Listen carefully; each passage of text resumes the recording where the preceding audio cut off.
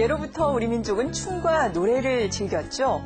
특히 음악은 우리 민족과 희노애락을 함께하며 생활의 벗이 되어왔는데요. 그중에서도 격동의 시절인 해방 이후를 살펴보면 우리 민족의 대중음악에 대한 애정을 느낄 수가 있습니다. 해방 후 한국전쟁을 거치면서 피난민의 고통과 애환을 담은 대중음악을 통해서 우리는 아픔을 달랬고요. 지금도 대중음악은 우리의 마음의 안식처이자 그리고 감정의 분출구가 되고 있습니다. 흔히 말은 시대의 이성이고 음악은 시대의 감성이라고 이야기를 합니다. 그 시대에 유행했던 음악을 보면은 시대상과 정서를 읽을 수 있다라는 이야기인데요. TV평생대학 이번 주에는 올해로 65주년을 맞은 8.15 광복 이후에 우리가 걸어온 길과 대중음악의 역사에 대해서 알아보겠습니다. 오늘 이 시간은 대중음악 평론가이시자 한국대중음악연구소의 강헌 소장 모시고 자세한 말씀 들어봅니다. 이 자리에 모시겠습니다.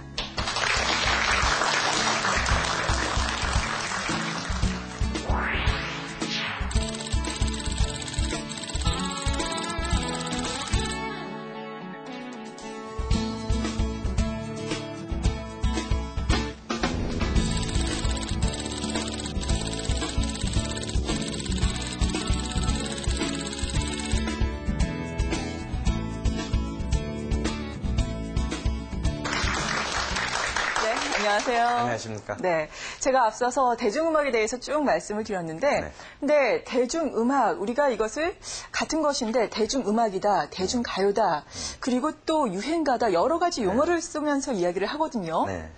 이 같은 용어들이 각기 다른 의미가 있는 건지 아니면 다 같은 건지 먼저 궁금한데요. 네, 뭐 다 같은 얘기죠. 같은 얘기인데 지금 우리가 우리나라의 이 대중적인 노래들을 다 일컬어서 제일 많이 쓰는 말이 역시 뭐 방송이나 언론에서도 가요, 대중가요라는 말 가장 많이 쓰죠. 그래서 우리가 가요하면 우리나라의 대중음악을 말하는 것입니다. 물론 이제 학술적인 용어는 대중음악, 영어로서는 뭐 파퓰러 뮤직 이게 맞겠죠.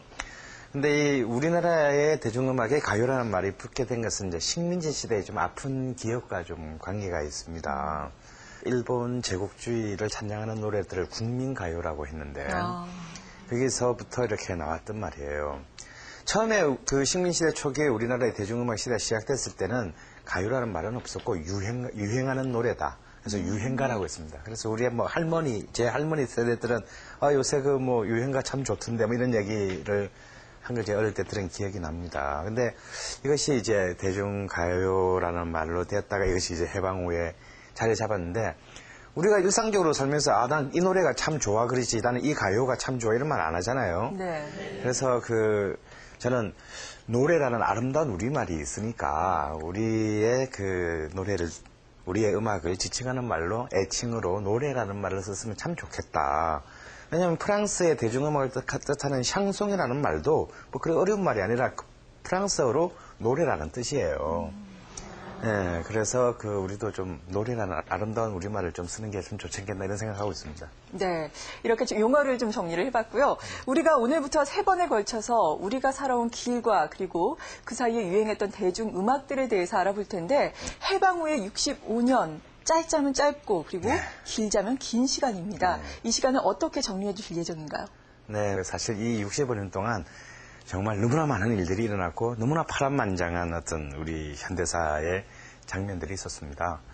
그래서 참 그 짧은 시간 안에 이걸 요약하는 건 쉽지는 않지만 크게 세 시대로 나누어서 처음에는 해방, 전쟁, 그리고 이제 60년대 경제개발 시대에 이제 드디어 한국 사회가 이른바 근대화로 도약하는 시대까지를 다루고 그 다음에 이제 우리 대중음악뿐만 아니라 대중문화사에서 가장 중요한 사건이 70년대에 일어나요.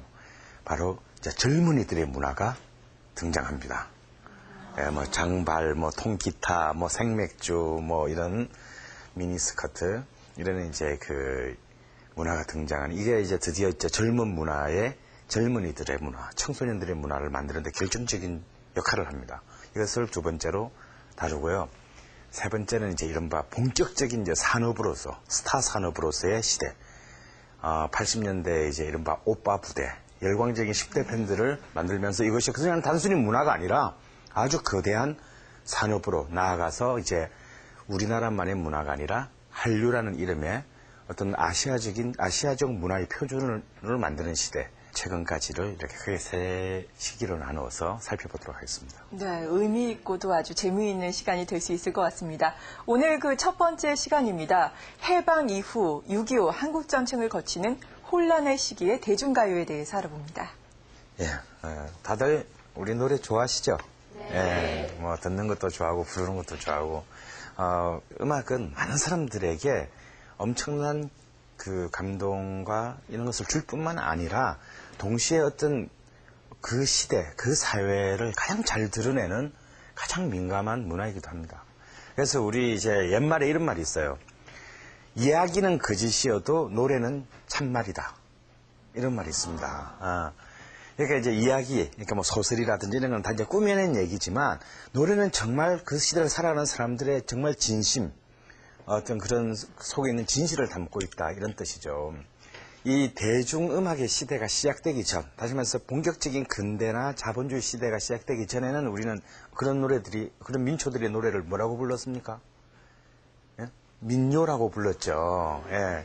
근데 이런 이제 민요의 시대가 오랫동안 지속되었지만, 이제 식민지 시대와 함께 이제 이른바 그 일본 제국주의에 의해서 이제 자본주의라는 시장이라는 어떤 그런 개념이 몰려오면서 이제 본격적인 상품으로서의 음악, 그리고 시장에서 거래되는 어떤 그런 성격으로서의 노래라는 새로운 문화가 발생했어요. 이걸 이제 우리가 크게 보면 대중문화고, 그리고 작게 보면 이제 드디어 대중음악의 시대가 식민시대에 시작되던 겁니다. 이 식민시대 때 우리나라의 이제 민요의 자리를 슬슬 밀어내면서, 그리고 또 실제 식민지 일본 당국은 우리의 전통 문화를 사실상 굉장히 교묘하게 말살하는 정책을 썼기 때문에 이 민요가 밀려나면서 이 자리에 이제 새로운 대중음악이라는 음악이 등장했는데, 이 첫 번째로 우리나라 1930년대에 우리나라를 이렇게 한반도를 뒤흔든 음악은 여러분도 잘 아시는 어떤 음악입니까? 트로트라는 음악입니다. 이 트로트는 이제 일본의 대중음악인 엔카가 이제 한국으로 건너오면서 이제 한국 사람의 취향에 맞는 어떤 그런 새로운 문화가 만들어졌던 거예요. 그런데 이제 지금부터 딱 거의 65년 전 지금 이 순간에 우리 한국의 근대사는 아주 혁명적인 전환을 맞게 돼요. 바로 이제 드디어 식민지에서 벗어나는 해방을 맞이했다. 그런데 어떤 작가가 썼듯이 우리의 1945년 8월 15일의 이 해방은 마치 도둑이 밤중에 담을 넘는 것처럼 문득 찾아봤습니다. 왜냐하면 이거는 우리 힘으로 우리가 예상할 수 있는 것이 아니었기 때문에 엄청난 혼란이 밀려왔어요. 물론 이 한반도의 모든 우리 민족들의 열기는 뜨거웠습니다만 우리의 뭐 이른바 좌우익 문제라는 내부의 문제, 그리고 또 외세의 문제, 한반도는 굉장히 문제가 복잡해졌습니다. 이 45년 8월 15일 날 드디어 우리가 일제의 사슬에서 풀려나긴 했지만 이건 정말 새로운 시작이었다는 거예요. 새로운 혼란과 혼돈, 그리고 새로운 가능성이 시작했어요.